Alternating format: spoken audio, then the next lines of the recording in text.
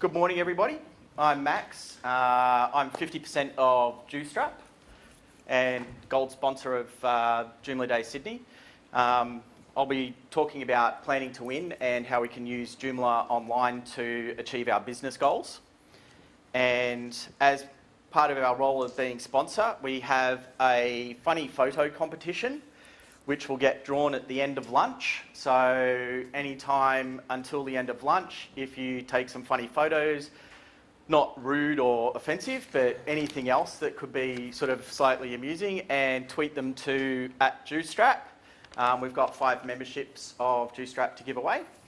And also, as part of our offer for JoomlaDay Sydney, we have 33% off our subscriptions, which is templates and extensions, and a really good forum where we sort of go above and beyond helping people actually building their websites and resolving issues and stuff, and also some extensions which enable you to be able to do things more easily online.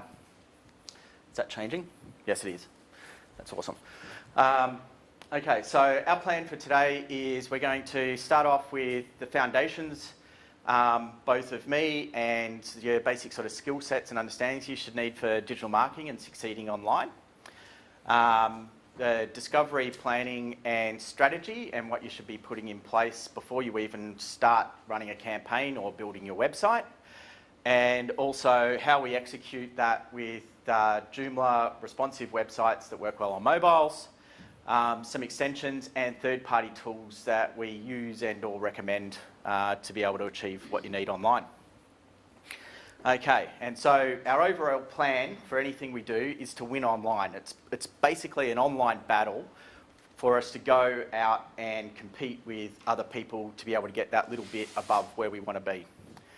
At the end of the session, I'm hoping that you'll understand the basics of what's required for your research, planning and executing digital campaigns, and having a focus on actually achieving your business goals and making money. For myself, my journey being involved with Joomla started with JoomlaDay Sydney 2012. This is one of Tim's presentations from JoomlaDay Sydney 2012, where he was talking about the model view controller framework that's used in Joomla. And of course, one of the great things about Joomla, as you know, Rod and everyone else talks about, is the actual community. And so that was 2012. We've got, yep, you're there. That really sucked me in because the community was such a great part of that event and everything that happened. And then we had JoomlaDay Melbourne 2013, which I'd become a little bit more heavily involved and was actually up on stage doing stuff then. And then again, one of the great things JoomlaDay Melbourne 2013 was again the social side of it, and that was really good. And then JoomlaDay Sydney 2013, this event last year, which was great, and that my other web company was actually the social sponsor for that event. Being the social sponsor, I overconsumed, and by the time we got to Saturday night, Sunday turned into a really bad thing. But since then, I've been out and been spruiking Joomla out to a lot of different organisations and meetups and interest groups. Even we can see we've got WordPress Melbourne over here that I've even actually been going into the enemy camp and talking about Joomla there. And other analytics and web developer and other IT areas to try and tell them how good it is. Back at JoomlaDay Sydney 2012, my first JoomlaDay ever, it was Philip Block, who was the founder of Joostrap, and he did a presentation where he came in from Skype in one of the breakout rooms back then. And when he was talking to everyone, he sort of ran through how Bootstrap works, how it works as a responsive framework, and how you can use it in Joomla. And because he was coming in on Skype, at the end of it, he sort of said, "Has anyone got any questions?" And everyone basically shut their mouth and didn't say anything. And then as soon as he hung up, everyone said, "Oh, so how does this thing work? What was he doing? What was he talking about?" And so I was in the room, and I then spent the next 15 minutes going over all the questions and answers and everything, which then got videoed, got put up on YouTube after the conference, and then Phil sort of said, oh, wow, that was really great. Good to see that. And so it wasn't long afterwards that Phil, who's been involved with Joomla for a very, very long time, he's ex-member of OSM, like Rod Martin, who was here this morning. And he sort of contacted me, and I was talking to him, and after a little while, by the time we got to 2013, sort of a year later after I got heavily involved back into Joomla, I was brought into Joostrap and came in, sort of, I suppose, on a business and marketing side of things, whereas he's very much focused on development. I'm a lot more focused on marketing and SEO and actually achieving results online. Now, before that happened and before I got overly involved in Joomla, I was already doing a lot of web stuff and using a lot of open source platforms. And whilst that's not related to marketing, I also did a lot of marketing back then too. And what it really came down to was that I was very lucky as I was growing up in that sort of embedded into me and what I was the foundations of IT and what open source is. And that started off with my pop, who was in the Second World War, and he was an electronics enthusiast. He was one of the people that developed the over-the-horizon radar and did a whole heap of other stuff as well. But, being the enthusiast in the electronics back then, before computers existed, was really great, because that then went to the next generation with my dad, who was also an electronics enthusiast, did a whole heap of stuff in ERP systems and international consulting for IT and stuff. But what it meant was when I was growing up, he bought one of the first PCs that ever existed. So we had computers at home. And so what that meant for me growing up was that, and whilst that's not a picture of me, that's some other kid, but I had the Dick Smith kits and the little soldering iron, and I don't know, I'm looking at occupational health and safety now, I'm sort of sitting there thinking grade 5 kid with a soldering iron and soldering. Not sure it's for my kids, but that's what I was doing when I was in, finishing off primary school.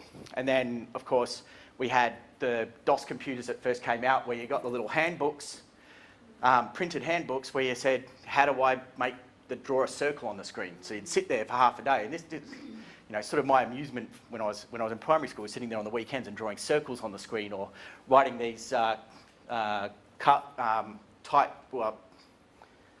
word-driven adventure games and so forth.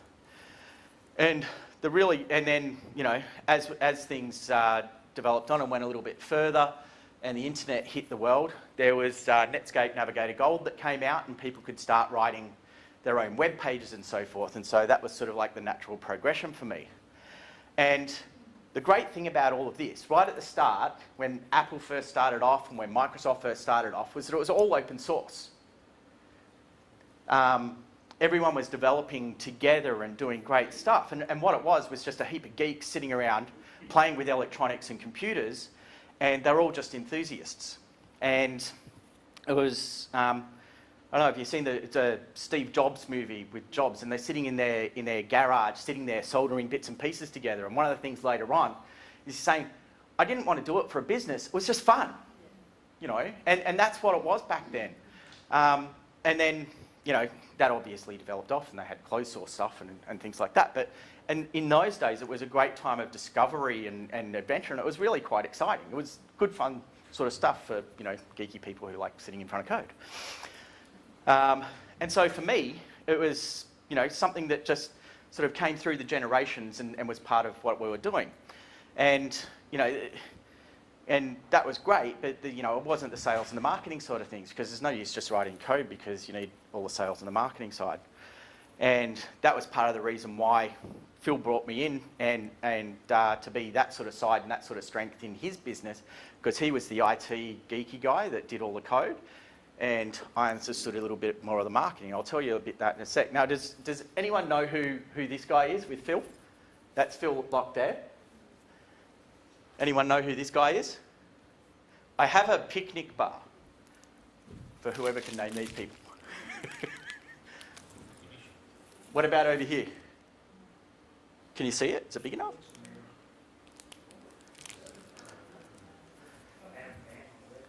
No?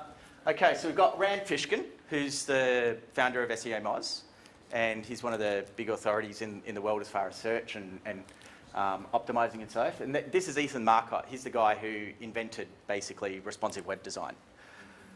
I get to eat the picnic bar. And so that reflects our strengths. Phil in Joostrap, he's looking after most of the code side of things. He's the keeper of the gate on the code. And I look after trying to make sure that everything that we're doing works towards being optimized for people to get conversions and make their websites easily and make more money online. And the great background of being a military kid is that I understood tactics and strategy, because underneath all of it, from when you're a little kid, and anyone with kids would understand it, it's all about the kids trying to get a tactic or a strategy. Can I do this? How can I do that? And having that military background for me was actually really good, because it helped me understand that a lot better, especially when you've got strict military parents who basically, or parent that turns around and goes, no, you can't do that. And then, of course, following in the family tradition, I was computer enthusiast. I ended up joining the army as well. So went in, studied more stuff about strategy and tactics, and was basically employed in IT, logistics, signals, that type of stuff, and did a lot of work in project management as well.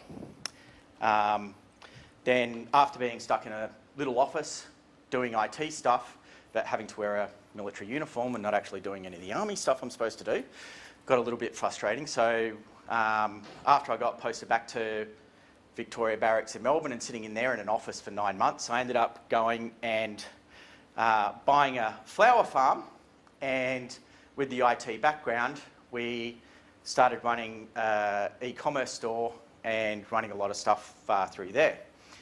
And being a farm with big greenhouses and everything like that, it's basically like a great big giant factory, packing and distribution sheds and all of that sort of stuff. And so we, from an e-commerce point of view, we were doing everything from warehousing and distribution, production planning, distribution all around Australia for B2C. We're doing B2B line haul stuff interstate. We were doing export over to Dubai and Asia and all of that sort of stuff, and managing all of it online. And even back in those days, that was greater than 4 years ago. We were using Joomla and WordPress back then. We were using Joomla because we could integrate it a lot better. We were using WordPress for content marketing and content distribution. We started off with iNet Store. Has anyone been around long enough to actually know what iNet Store is? Yeah. Great Australian shopping cart that was a world leader at the time. Moved over to Zencart and then to Magento when Magento first came out. And we were doing lots and lots and lots of online marketing. We used to outsource some of the SEO stuff, and we'd end up always bringing it back in-house because the SEOs just weren't really, pulling their weight enough. So we ended up having 2 people just employed on a flower farm, just employed to do SEO work for us in-house in the packing shed. And the really interesting thing about flowers and so forth, you've got Interflora and Teleflora and places like that. They're actually owned by banks.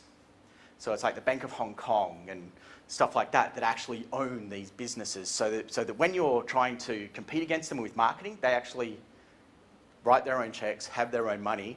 And so our content marketing and what we had to do, we couldn't compete on money. It just wouldn't work. So that's why we sort of pushed out. And I guess for us, it was before the era of inbound marketing and content marketing sort of got out there, but it really worked back then, and it still works now. And also on the marketing and sales side of things, I spent a number of years in retail sales, worked on the floor in Myers and stuff like that, where I met my beautiful wife, and also did promotions and events for a number of years before I joined the army as well. So had a bit of experience in that. And more recently, the Joomla 3.3 stuff that Rod showed earlier, that was part of a campaign I ran for the Joomla core team. And I've got my own marketing agency in Melbourne as well at the moment. And so when we want to go out and be successful online, It's, it's really, the digital marketing term sort of covers all of that. And really what it is that marriage of IT and traditional sales. So there's no magic mystery formula or cure or anything like that. It's the basics of sales now is pretty much the same as it was 10 years ago or 20 years ago. The only difference is that the IT and the technology that we use to get there is advancing all of the time. Okay, so that's the foundations. Next, we're going to be covering discovery, planning and strategy. But one of the things that I do need to remind people, we've got that, we do have that funny photo competition. So if you've got any funny photos, remember to get it out. I kept getting told that I have to put this in the presentation through the whole thing to try and get you to do it. Okay. So the way that I look at it, because it is so competitive, is that we call it a battle plan. A lot of people say that it's a roadmap to get somewhere, but it's more than just a roadmap on a guide of where you want to go, because you're actively competing.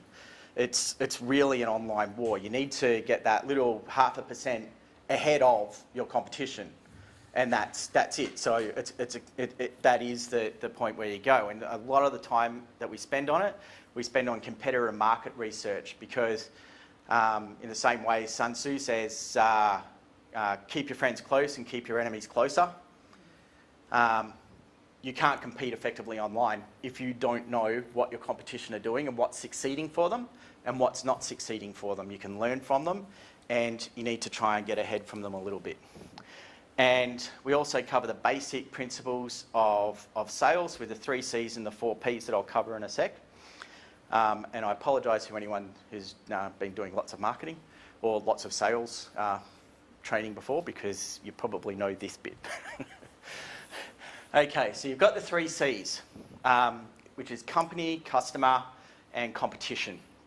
And you need to be able to understand all of this in your company. And the important thing is the why. And that was some of the stuff Rob was covering before that Joomla is going through at the moment, is discovering the why and the why you, and why people should trade with you. And if you can sell the why and people want to connect with you because of the why, then it'll make it a lot easier to sell stuff. You've got your customer, so you have to understand your customer and your buyer persona, or their avatar, depending on which way you want to call them. And so that's understanding what problems or what solutions or requirements those people need, and where you might be able to find that person. And of course, your competition, which is your online battlefield to win. Your 4 P's that you need to consider is your product. Now, it's very important for this to be able to have it very clearly defined of what your product offerings are and what the differentiation is. So if you don't have a differentiation, it's going to be very, very difficult for people to say, well, why are you different? Why are we going to buy your product? And you also need to be clear about it, so that when you're messaging and talking to others about it, is that they can understand it as well as you. You've got price, which is can help to define your market. So you want to price for the market that you're aiming for. If you're pricing too low, you won't be getting your market. If you're pricing too high, you're going to miss out on the customers you want. Your promotion, which is your channels and your where, and ensuring that's getting a return on investment. So you're whether they're on this type of social media or whether they're over here. And making sure that you set some points in place so that you know whether you're getting a return on the amount of money you're spending.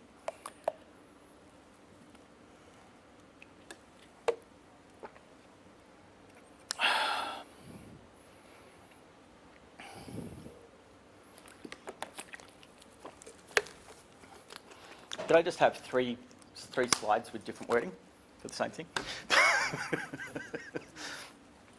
And also the placement, which is engaging with your market. So that's finding out where they are online, because we're doing a digital that we're talking about. So what we want to do is to be able to work out where they are, and a lot of your competitor research is going to help you find where your competitors or the people that you're trying to compete against are actually engaging with their market and turning that into money. And competitor market research, back over that. Okay, now planning. In the planning stage, you've got SMART, which is an acronym for specific, measurable, achievable, realistic and timed. So as you're planning out what you're going to be doing in your execution, you have to consider all of these things to make sure that you can, measure what you're doing, make sure that you're, got specific times for a campaign. Everything we do with the campaigns and so forth, we usually run monthly campaigns. And so we've got a specific time that we're measuring against and the performance that we think is going to happen. And then at the end of the month, we assess that and then use that as a basis for us going forward and also measuring against what our competitors are doing. Another thing I find really useful in the planning is a goal pyramid. And this is, this book, Life in Half a Second, is absolutely brilliant. One of the things that it's got in there that's working really well with my clients at the moment is working out what our small milestones are and then where we can build those up to be able to put it in. It helps visualize a lot of that stuff for our clients. And our strategy on how we push it out is the basic inbound stuff. If anyone's been watching HubSpot or all of the stuff that they've got online about inbound marketing, you've got this basic process which has been proven to pretty much work, and we've got the engagement over on the left-hand side there. Your different ways that you're going to push them through your sales funnel, and basically when you get to the end point where you've converted and you've got the people at the end, you delight them, and then it's basically a recycle. Because what you want to do is get repeat purchases and not get churn and not people drop off the end, because once they've got that first little point of engagement, that's actually the hardest point. So once you've got that first initial point of engagement, it's a lot easier to then convert it and get them to engage again or engage onto a larger amount of money. There's another worksheet. This is actually a company in Sydney-based, Bluewire Media, came up with this thing. And it's a nice web strategy template which basically allows you to, again, when you're going through clients, you can sit there and visualize it and say, okay, these are the bits and pieces here that are there. And then can you actually see that there's an arrow with trust that turns into dollars? And so as you're working down and you've got this sort of stuff that goes around, and that's your engagement metrics that you have in there going up, with the highest ones being your purchase and so forth. There's another web strategy template. This is a pretty basic one that we use for monthly campaigns. And this again allows you to say, use those basic same rules about who, what, why, where, how, and when you're going to do it. So you can see how these principles, even though these are about content marketing or about online campaigns and so forth, reflect back to the basic principles of the sales with your 3 C's and 4 P's and how you're actually engaging with people. And this is your inbound marketing funnel and your content marketing, and how it all goes around and allows you to pull in the people at the top and then move them down through that using the principles I just covered before. And it's really quite amazing that once you put this sort of stuff in place, it's almost a bit of an automated process, and we like to try and automate things as much as possible. And of course, at the end of it all, we want to make sure that we get ROI on it, and we get a return, and we're making our money to it, and achieve our sales and business goals. And I've got 15 minutes left, I think. Yeah. Okay, again, if you've got any funny photos and so forth. Okay, so the final point is your execution. And after you've done all of this planning and so forth, that you can finally get around to executing. Because if you execute before you've done the research, before you understand your market, before you understand what they're looking for and how you can engage with them, if you build the website before that, then you have to basically go in and rebuild it all once you've done the research so that you're targeting the right market. So doing that research and planning first is very important. And with your execution, it's, again, just concentrating on the basics and meeting those customer requirements and needs and solving their solutions for them. If you're doing that sort of thing, that means they will engage with you and you will convert with them because you're doing the right sort of things. And at Joostrap, one of our very important things is we have responsive Bootstrap-based websites, and so we concentrate a lot on making sure that we're optimised, whether it's on mobile devices or desktop devices or tablets, that the viewing experience and the experience people get on the website is, comparable or better, depending on which way you're designing it, on the mobile devices compared to a normal desktop. And being Bootstrap-based, I'll just give a very quick thing on Bootstrap. Bootstrap's a mobile-first development framework for websites, so it's like a design front-end side of things. And there's a heap of support and a great community around it. There's a lot of cool functionality baked in. So what it does, it actually saves you time and money. So when you're getting your website done and you're taking it to launch, it gives you a lot of tools and a lot of user interface, and a lot of the mobile-first responsive stuff is already built into it, which means that it's a lot faster to actually get to a production website. And really what it is, it's just some front-end bits and pieces in code that allows us to do that easily and quickly. And here's a few of the websites that are built on the Joostrap templates. So you can see, just because it's Bootstrap-based doesn't mean it has to look the same as other websites. One of the complaints when they first brought Bootstrap out was that they all look very similar, but that's just because you're not implementing your designs properly.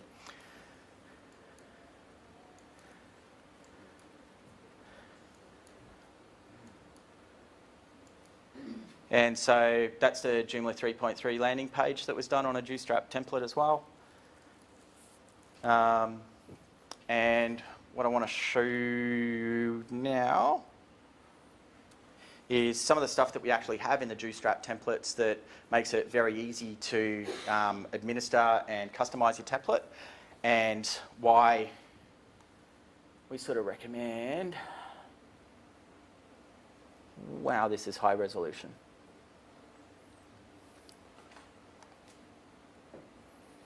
Okay, so this is our,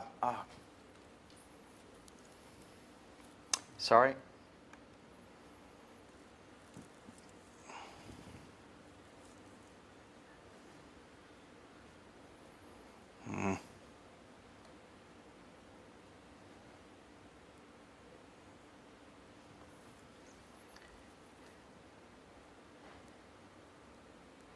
There we go.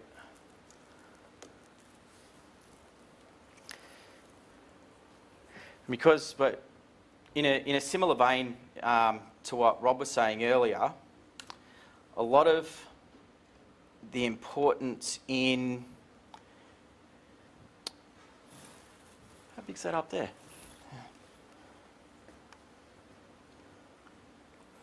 A lot of the importance that they're focusing on in the Joomla core project is implementing a lot of improvements, especially in the router and so forth, that make the websites load a lot faster, because especially on mobile devices you've got lower bandwidths and so forth, so you need to be able to have them load very quickly. And so what we concentrate a lot in Joostrap is minimising our overheads and doing optimizations that do make the websites load faster. And also where they've got microdata improvements in the core layouts and so forth, we've removed all of the content overrides, so anything that displays the basic articles and content on the website. We have no overrides in the templates at all anymore. It's displaying all the core stuff. So as the core releases a new feature or a new functionality that improves SEO or improves load time, because we don't have any of the overrides, it picks it up as soon as you press the upgrade button. And also with removing all of that, it means that when you do upgrade, you don't end up with conflicts and your site going down and stuff like that, which sort of has happened with T3 and Gantry and stuff like that in the last few months, where the people press the upgrade button and they just lost their website for 2 weeks, which is a problem. And so in the back end, we've got this pretty much put down to, we've had a lot of member contributions and member suggestions for features and so forth that we've had go in recently. You know, we've got a whole heap of stuff for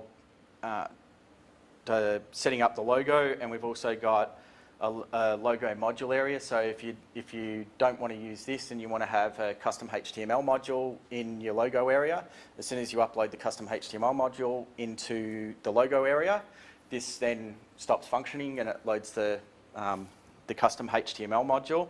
So you can customize it however much you want. You've got... Does it resize the divs in that automatically? Within Bootstrap 3. All of the templates are based on Bootstrap 3 that we've got there now. And so Joostrap is Bootstrap in Joomla. So essentially anything from, you know, if you're a front-end developer or designer or something, and it can be built in Bootstrap 3, you can grab it, stick it into the template, and it works straight off the bat. So as you're pulling page sizes up and down or whatever you happen to be doing, it's there. And one of the important things I'll show you in a minute. I'll show you the front end of it. And one of the important things is that when you put your Bootstrap classes into your modules or your content or anything like that, and you don't have to go into the backend template admin to change the layout or anything. You just change it in the content or you change it in the module, and it automatically rearranges itself and resizes itself based on whatever the Bootstrap classes are. Yeah. I notice a lot of the template houses and that, they sort of, when you go to custom logos, depending on custom logos, they just haven't allowed for div changes and that. Consequently, it's sitting at the top of stuff. Yeah. So in the website, I'll show you this in a sec. On some more of that, we've got we have off-canvas menus, but then we've got a whole heap of options on where it comes in from the left, the right, the top, the bottom. We've got different transitions and so forth that come with it as well. So you can have it so that it looks like a normal Bootstrap menu from the top. It can come from the left. It can push the content across. It can go over it. A whole heap of different options there around your menu. We've added in inbuilt support for glyph icons and FontAwesome icons to be able to go in all your menu items as well. We're just putting a little bit of basically the icon code, so glyph icon home or whatever it happens to be, you put that in the menu item and it'll come up on your menus automatically, whether it's glyph icons or FontAwesome, because FontAwesome's loaded with FontAwesome is the default sort of distribution with Bootstrap 3, but glyph icons is actually embedded into Bootstrap itself, and they all load from the CDNs, which I'll talk about in a tick too. We've got a whole heap of custom color overrides for whatever you want. You can make it look really stupidly ugly. And there's also default colors. So if you want to do a default change to all your modules or your links or whatever it is, you can just go in and use the defaults. Google Fonts. And here in the miscellaneous settings, you can turn off front page articles so that you don't have if you've got module layouts on your front page and you don't want the articles to accidentally show up, you can just turn it off so that if someone says featured, it won't turn up. There's custom. You've got your custom meta tag output, so that's like your generator tag. So it replaces your Joomla generator tag there. Your fav icons, There's the Apple Touch icons. We've got some support for that. The scroll to top, we've changed so there's actually translatable strings in your scroll to top with custom icons and glyphs and so forth for your scroll to top. And custom copyright and auto-generated text. And we've also got the FontAwesome, jQuery and Bootstrap all load from Max CDN. So some of the stuff that Rob was talking about in the core features with stuff being able to get loaded from the CDN so that it operates a lot faster. We've got pretty much all of the Bootstrap stuff is no longer having to load on the website at all. It can all come from the CDN. So as long as someone has looked at a Bootstrap-based website, remembering it's the biggest, most widely used responsive framework in the world, if they've gone to a site that's using it before, it will already be in the cache of their browser, so it's not taking the time to load that when they come to your website, which again makes it faster, makes Google happy, makes your site visitors happy, and works nicely on mobile phones as well. We've also got Joomla Core uses a slightly hacked version of Bootstrap 2, and so do some of the extensions and so forth. So there's been some issues with that, and of course, because it's a hacked version of Bootstrap 2, you can't actually load it from a CDN because the stuff that's in Joomla isn't the actual Bootstrap stuff.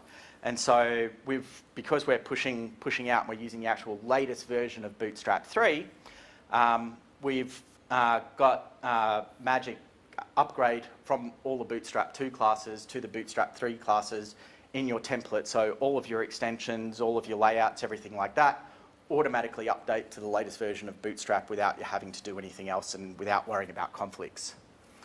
JavaScript. Is that what you're going to ask? No, I was just going to say, so like you're actually, so within your, the Joostrap, you've got like, you've created functions back and then it's kind of going to core Joomla itself to correct them for... It does a similar action to the no number re-replacer plugin, and so that we have all the Bootstrap 2 classes, and then we've mapped them across to the Bootstrap 3 classes, and so all of your extensions that didn't used to work now just work. And that's part of the reason why we've been able to remove all the content overrides, because all the core stuff where they've hard-coded classes, we've now just upgraded them. We don't require them anymore, which means that we get all of the functionality, none of the problems, and it just works.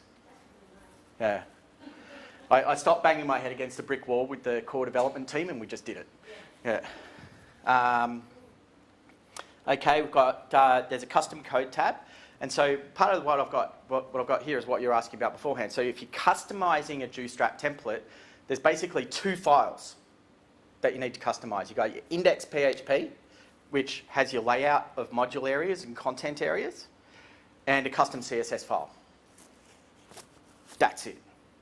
You don't have to go through and, find 50 directories and find out what's loading from a framework and what's loading from a template override or anything like that.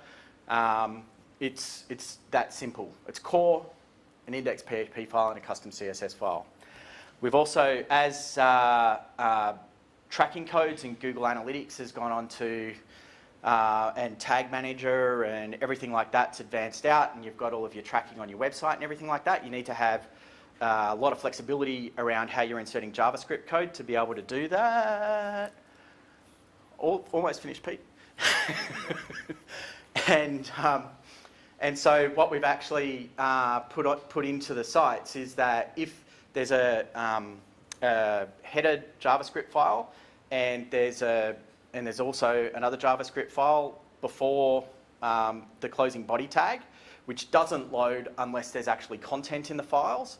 But what it means is that if you have custom tracking scripts and all that sort of stuff, you can upload all of those tracking scripts and tag manager and everything like that into one of those files, depending on which one is the one that you're wanting to use for the different types of scripts. And the thing is, because it's a file, you can then actually manage them remotely, so you can push them out from a local development install, just upgrade onto the servers, and it's automatically working there for you. because seeing as Pete's here, Pete's actually got a nice advanced Google Analytics extension as well that you can use too, which is quite nice. We do still allow people to put in a basic Google Analytics code if they just want to put in their little UA little thing there. But I think has the old Google Analytics code stopped working altogether? No, it still works. Still. It kind of still works. Kind of still works, yeah. When you're doing multiple, like say Bing, and sometimes with certain templates, I run into problems when I'm trying to put in Bing and Google Analytics and everything together. And the template basically says, no, you can only use one at a time. Yeah. So this is beyond that. So if you're using lots of different scripts, you can use Google Tag Manager and then insert it there. But I mean, if you're doing, we do a lot of, I do a lot of marketing stuff. So we have all sorts of JavaScript tracking codes and embed codes and stuff like that. And so the only way that you can do it in those things is hack it, which means that when you press the upgrade button, it overwrites and you lose it all. Or you can do this type of thing and just have it. And that means you don't even have to go onto your web server to do it. You can just maintain your scripts locally. And then when you say, oh, yeah, that works, press the button, upload it to the file, and it's there. We also changed our upgrade process. Yep. And we changed our upgrade process so that when there's a new template, we actually install it into a new directory so that you can actually, because we're only changing 2 files, or a couple more if you've got the custom JavaScript files, it means that you can copy those across to the new template directory, activate that template on a couple of menu items, make sure that it's all working properly and all nice, and then once you're happy, you can press the button for it to change over to become the main one. You can just uninstall the old one, so that we don't overwrite any of the customizations that people do have there, because that's very problematic. We've got social icons embedded, and there's the normal menu assignments, and a couple of the extra plugins that we have at Joostrap. We do have these ones, which is user social meta tags. So all of your Facebook, Twitter, Google+, everything, meta tags that allow you to have better SEO and better sharing through social media and so forth. There's a plugin there that's for users, so that actually comes up in the user profile, so that as you're publishing articles and everything like that, it'll automatically assign all of those things. And then basically the same, we've got a system one, so you can have system-wide that then gets overridden by the user one. And you can see here, you've got, so when you're on a mobile phone and you see on the mobile phone, it comes up and it's got the phone number and the address and everything like that. That's coming up from these meta tags over here. So that Google can read that and say, that's the phone number. So when I'm looking on the mobile phone, I'm going to get a rich experience for people by having this information on there. We also have this Bootstrap 3 grid parameters. So what that does, it adds an extra tab to your modules that has all of the commonly used Bootstrap 3 classes for layouts and everything. And so you don't actually have to go and learn all the Bootstrap 3 classes. You just have this big pull down list, and I'll just bring that up quickly. I'm only a couple of minutes over so far. Quicker. I tried to talk quickly. So let's see, I've got a custom HTML there. And so I have got it active, haven't I? Yep. And this is stuff that we bundle with Bootstrap. And so here you've got all of your extra small screen, medium screen, large screen, offsets, whether it displays on small devices, large devices, medium devices, everything like that. And you just pull it down, you just say, I want, because it's based on a 12-column grid, so you can go 1, 2, 3, 4, whatever. And that way you can just pre-select here, and you don't even have to worry about going and learning all of your own classes, or all the Bootstrap 3 classes. Another couple of plugins that I'd recommend as well is there's a JB article SEO checklist, and what that does is as you're typing the article, you can put in the keywords that you're targeting with your content, and it'll actually grade based on the layout and the content on the page. It's $15 or something. And there's another one, SEO Generator, which is a similar type of tool that I'd also recommend. And like iSEO, which sort of does the whole lot across the board. Much bigger, of course, but Yeah, if you want it to, take 2 to 3 times as long to, process the pages and get the routing out, and that's what I'm getting. and then actually it doesn't generate. But the important thing in generating meta tags and so forth on your content is that it's matched to the content. Being able to type it in manually is useless. What you have to do is redo your content until you have those plugins that auto-generate that content and grade it based on what those keywords are. So, yeah, I wouldn't. Except with the Yes, keywords, the keywords don't have to exactly match anymore. For instance, Google now knows the difference between, or recognises that a business credit card, for instance, is also a corporate credit card or a company credit card. So you don't have to use the free phrases, for instance, anymore, because it automatically now knows what you're talking about. To a point, yeah. But if you put those 3 things into Google, you'll get different results. Yes. So yes, it recognises it, but that doesn't mean you're actually going to rank for it if you don't have it included. And the meta tags are sort of a bit irrelevant. And anyway, this does move all in and out. Okay.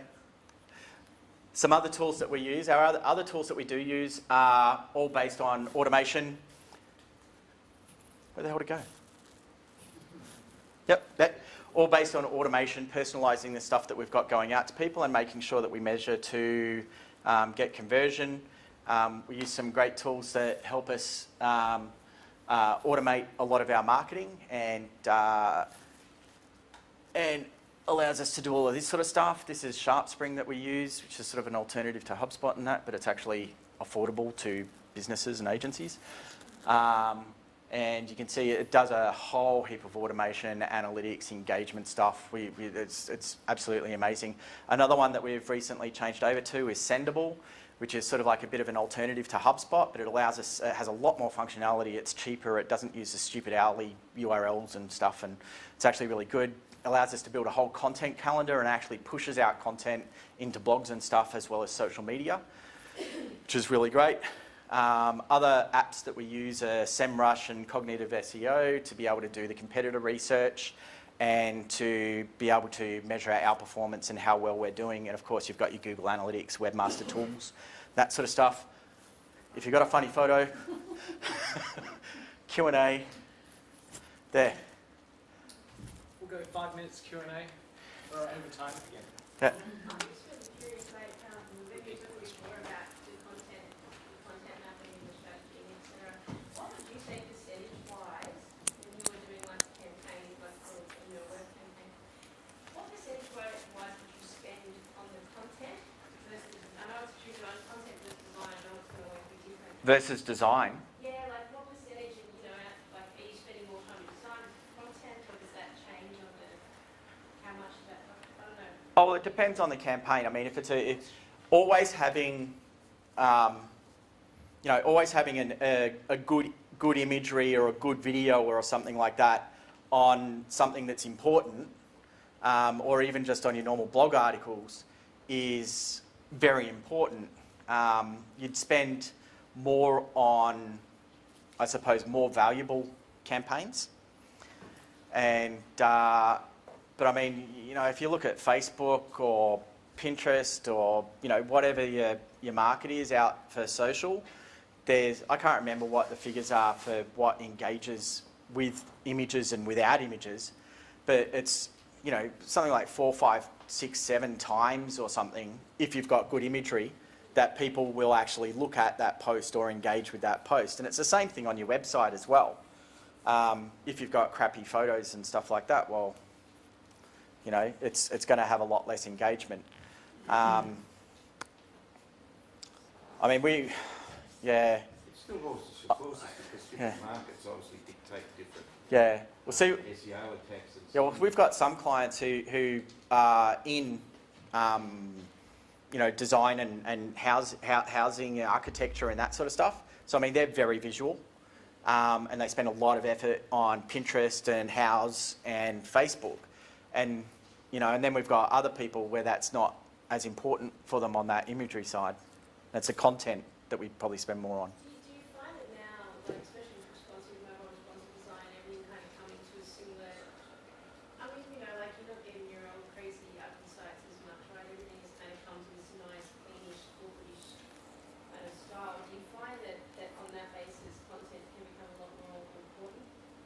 Like talking about just a basic brochure where Having the first 2 or 3 sentences and first 2 or 3 paragraphs, really concentrating on not just the keywords, but the problem or the solution or whatever it is that you're engaging with the client.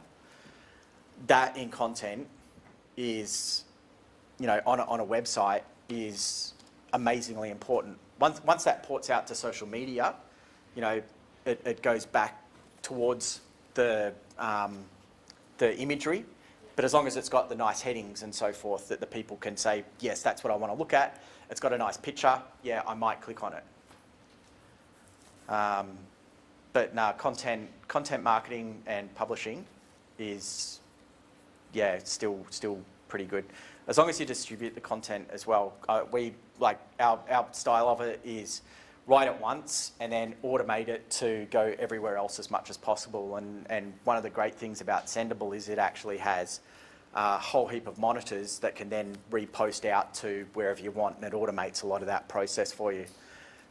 So on a blog, for example, we can actually write the article in the back end of Sendable with the photo and everything like that, schedule it for whenever we're going to do it.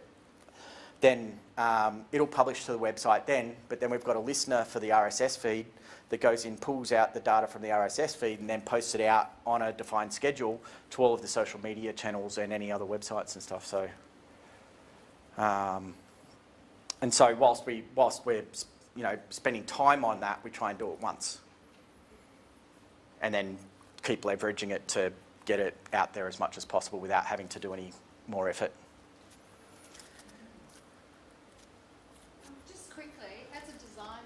Your homepage doesn't capture your audience because you've got about a 10-second window to grab them. If that isn't designed properly, it doesn't matter what your content is or what pictures or what pretty headlines, they'll go and they'll leave you. So your design, when you start, is very important because you have to get that person there. They've got to know who you are, what you do, is it what they want, and where do they go, where they navigate easily into that website. unless you've got something that they really want and then they'll suffice. Oh, but Yeah. that's what I'm But I mean, saying. as long as they can They'll relate see and engage and that's what they connect, want. you know, if they can relate, engage and connect, and you've got the right stuff on there so that 1, they can find you, and 2, it loads reasonably, you know, regardless of your device, then it should be okay. It's actually a collaboration of everything, but Yeah. when they land on that page, they've got to go, yep, I want to be here. Yeah, about the only thing there's sort of still a problem with in responsive web design at the moment, I think that's still a major issue is images, and serving retina images to certain ones, and It takes a lot more time. And it's hard to Yeah. really deep. and it's hard to implement that a user can't break. That's the problem. So This conversation. yeah. Okay, sorry. Thank you, Max. Yeah. Thank you.